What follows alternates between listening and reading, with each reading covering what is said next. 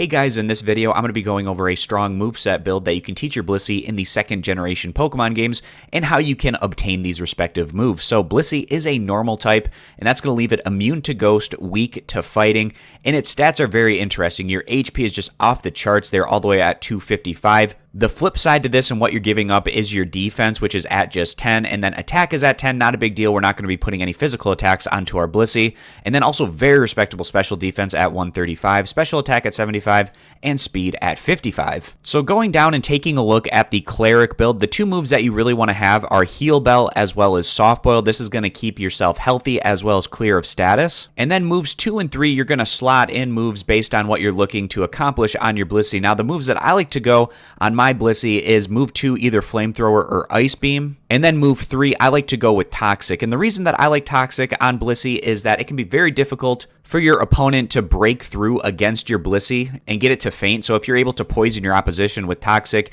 you can kind of just play this waiting game where that poison's going to whittle them down as you continue to heal yourself up with Soft Boiled. But starting off with move number 1, Heal Bell, this cures the user's party of all status conditions. And out of all these moves, this is the most difficult one to obtain onto your Blissey. I'm going to walk you through the steps on how you can accomplish this. Going over to the Gen 2 breeding chart, we can see that Heal Bell can be passed down through chain breeding through the Snubbull line. And the Snubbull line needs to breed with the father Smeargle that knows Heal Bell. But then you might be asking yourself, well, how do you get Smeargle to know Heal Bell? And you can accomplish this by getting Miltank in the second generation games, leveling it all the way up to level 53 so that it learns Heal Bell. And then at this point in time, you can use that Miltank when you're catching a wild Smeargle. You just have to use that Heal Bell move before you catch a wild Smeargle. And then that Smeargle should now know Heal Bell. But essentially that Miltank that you use the Heal Bell with when you're trying to catch a wild Smeargle, it's going to use that sketch ability to now learn Heal Bell when you capture it. And now that Smeargle that knows that Heal Bell can breed with the Snubbull line and can breed with the Blissey line to pass that one down.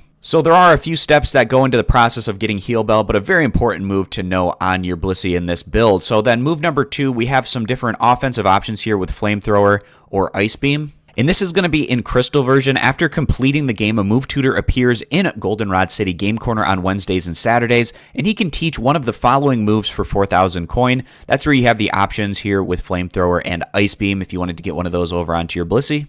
If you wanted to, you could also go the higher risk, higher reward options with TM14 Blizzard as well as TM38 Fire Blast, and those can also be picked up over at the Goldenrod Game Corner, and those are going to be 5,500 coin. So like I said, I like slotting in either Flamethrower or Ice Beam, and then move number 3 going with Toxic. And Toxic can be learned through TM06, and TM06 Toxic is picked up as a prize for defeating the gym leader Janine. If you wanted to go the utility route and slot in Light Screen or Sing into this move 3 area, and Light Screen is going to double the special defense on the user's party, whereas Sing is a 55% chance to cause the target to fall asleep. And Blissey learns Sing at level 23 and Light Screen at level 40.